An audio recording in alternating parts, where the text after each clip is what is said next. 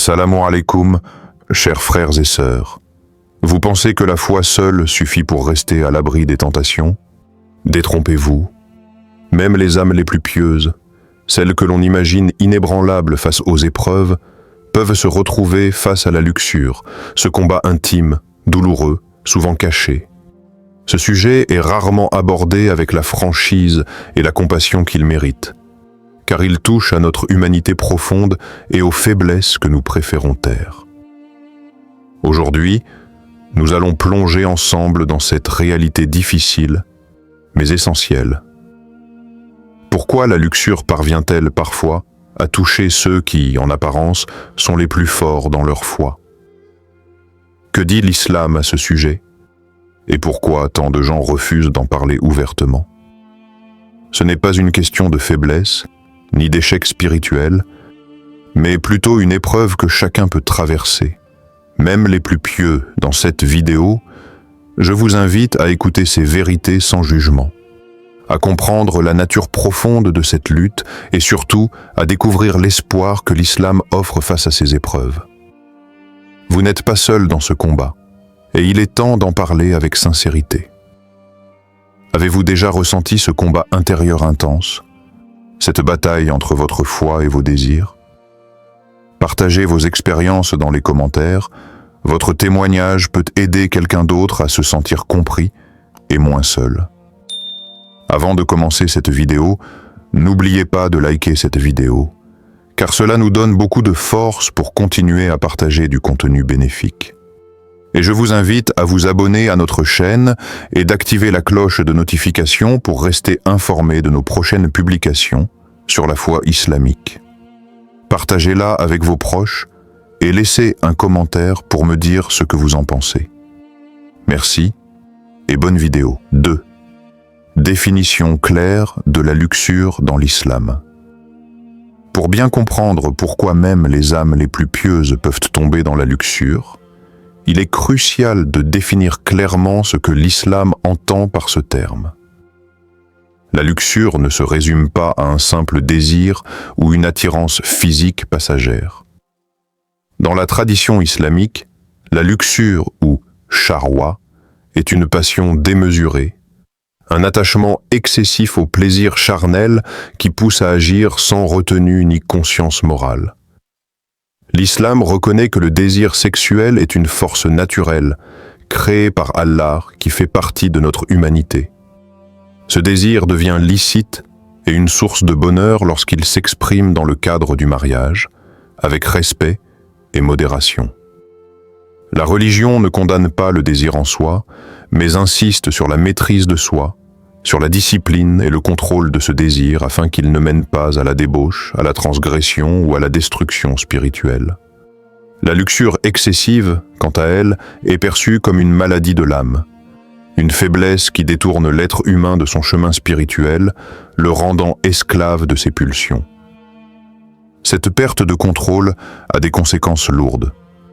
Elle éloigne la personne d'Allah, la fragilise psychologiquement et peut entraîner des actes qui détruisent la dignité et la paix intérieure. Ainsi, l'islam invite ses croyants à cultiver la tempérance, la patience et surtout la conscience constante de la présence divine qui éclaire le cœur et aide à résister aux tentations.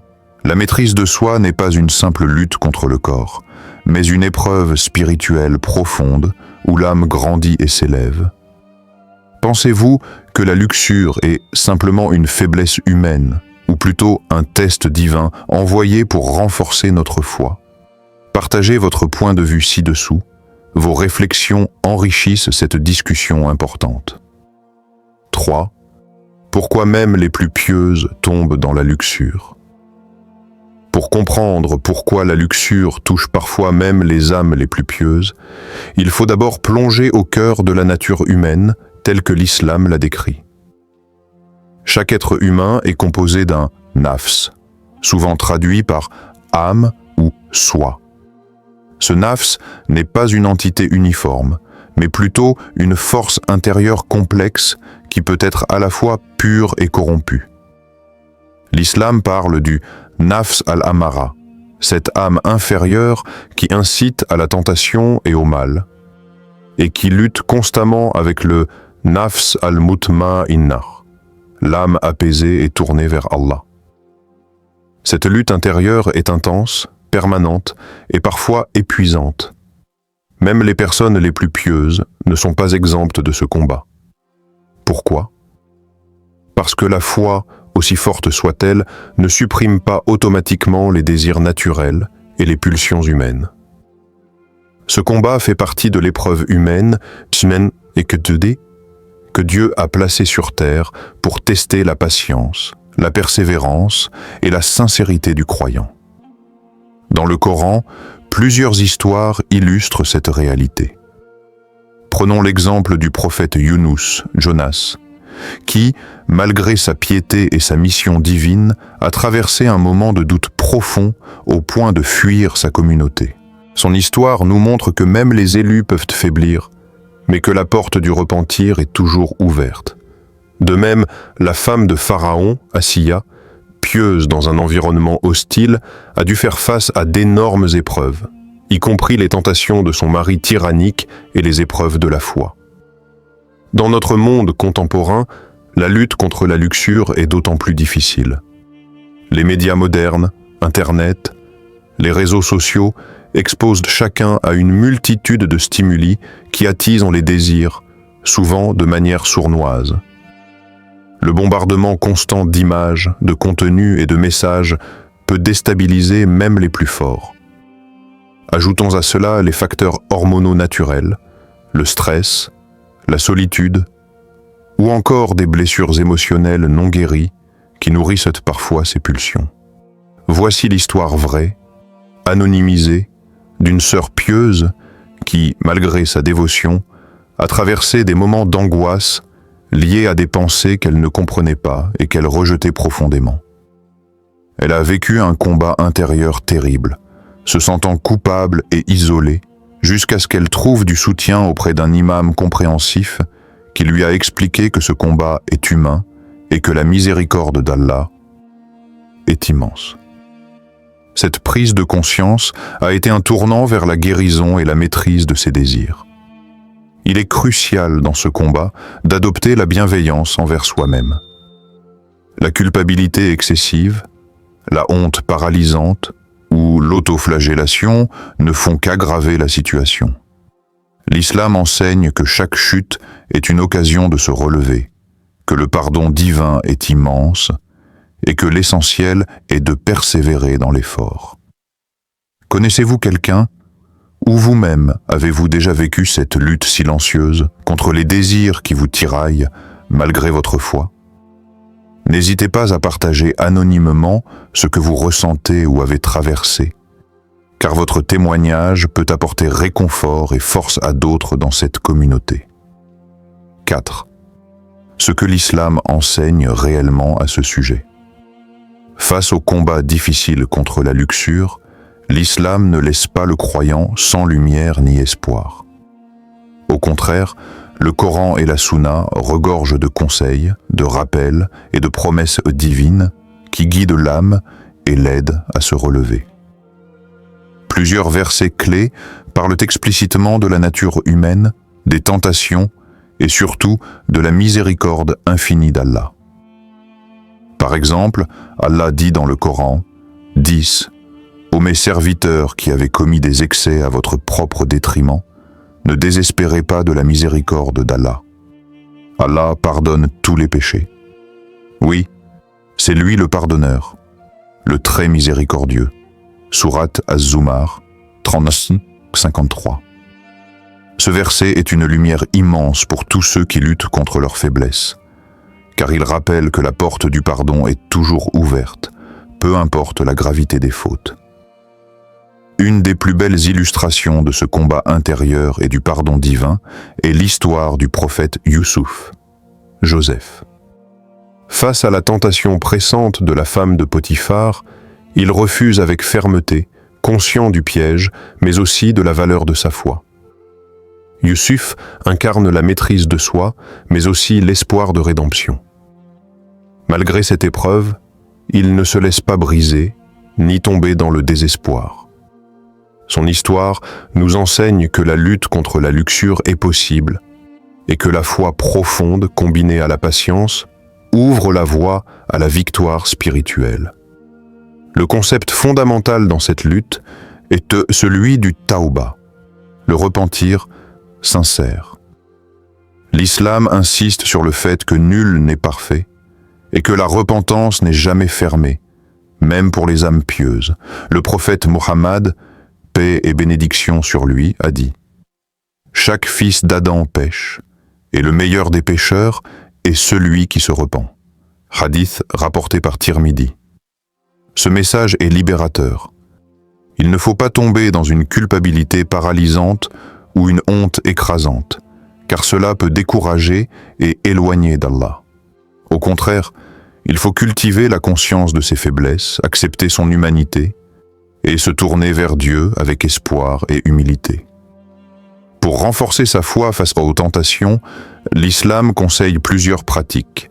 La prière régulière, le jeûne qui discipline le corps, la lecture quotidienne du Coran qui purifie le cœur, le dhikr, rappel d'Allah, qui apaise l'âme, et la fréquentation de compagnons sincères qui encouragent sur la voie droite. Toutes ces pratiques créent un environnement spirituel protecteur qui aide à tenir face aux assauts du nafs. Enfin, l'islam enseigne aussi la patience et la douceur envers soi-même. L'effort spirituel est un chemin, non une course parfaite. Les chutes sont normales, mais ce qui compte, c'est la constance dans l'effort et la confiance en la miséricorde divine. Quel verset ou hadith vous a le plus aidé à surmonter une faiblesse dans votre vie? Partagez votre lumière avec la communauté dans les commentaires. Votre expérience peut inspirer et réconforter beaucoup de frères et sœurs. 5. Comment vivre et combattre ces tentations au quotidien? Combattre la luxure et ses tentations n'est pas une simple question de volonté, c'est un engagement spirituel profond qui demande des outils solides et une discipline régulière. L'islam offre un arsenal complet pour protéger le cœur et purifier l'âme face à ces épreuves. Stratégie spirituelle. La première ligne de défense est la prière, cette connexion directe avec Allah qui fortifie l'âme. La prière régulière est une source de paix intérieure et un rappel constant de la présence divine, un refuge dans les moments de faiblesse. Le prophète, paix et bénédiction sur lui, a dit « La prière est la clé du paradis. Le jeûne, particulièrement le jeûne surérogatoire en dehors du Ramadan, joue un rôle majeur pour maîtriser le corps et discipliner les désirs. En ralentissant les besoins corporels, il fortifie la volonté et purifie l'esprit. Le jeûne est un bouclier contre les pulsions incontrôlées. La lecture régulière du Coran est aussi une lumière dans l'obscurité.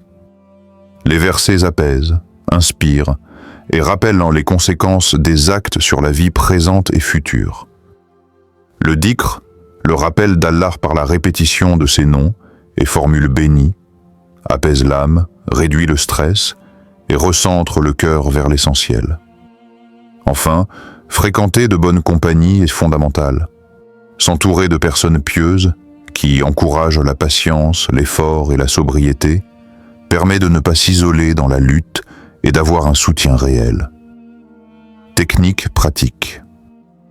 Au-delà des pratiques spirituelles, il faut aussi des actions concrètes. Limiter l'exposition aux tentations modernes est primordial. Filtrer les contenus sur Internet, éviter les lieux ou situations à risque, prendre conscience des déclencheurs personnels. L'auto-observation régulière est une autre méthode efficace. Se questionner honnêtement sur ses pensées, ses émotions, ses moments de faiblesse permet de mieux anticiper et de réagir avant que la situation ne dégénère. Le soutien communautaire, que ce soit auprès de la famille, d'amis proches ou de groupes religieux, crée un réseau de protection et d'encouragement. Parler de ses difficultés, même de manière anonyme, libère la honte et permet de trouver des solutions adaptées. Témoignage réel. Prenons l'exemple d'un frère pieux qui a longtemps lutté contre une addiction à des images interdites. Isolé et rongé par la honte, il a d'abord essayé de lutter seul, en vain.